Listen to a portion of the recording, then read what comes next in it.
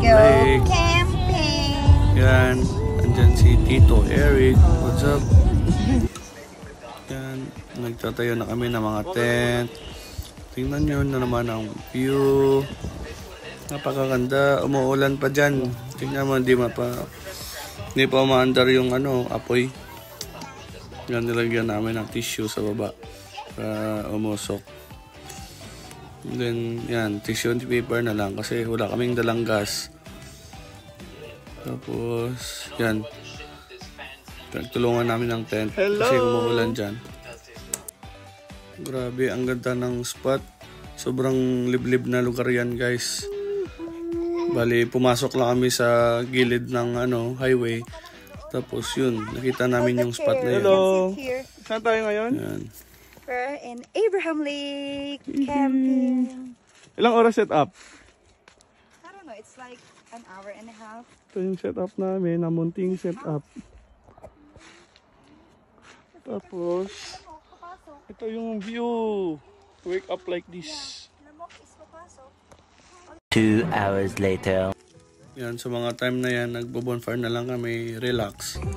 Kasi mahaba yung biyahe. Mga 3 hours siguro. Tapos yun, nagsasausage. 1 eternity later. Umaga na. Tingnan nyo naman ang view, guys. Pagising. Yan. Walk up like this. Yan, ang ganda ng lake. By the way, Abraham Lake yan, guys. Campfire. Good morning.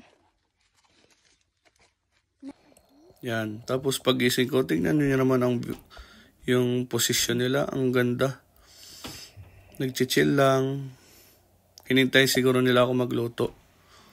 When the moon hits your eye like a big pizza pie, that's amore. Yan. Tapos nagluto na ako dyan. Kasama ko si SpongeBob. Buka ng ban. Buka ng ban.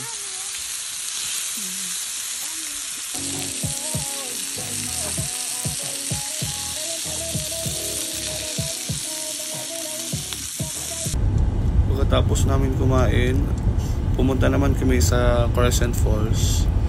Tingnan nyo ang daan. Sobrang ganda. Parang wallpaper sa sa desktop nyo. Siguro mga 20 minutes travel lang galing sa campsite namin.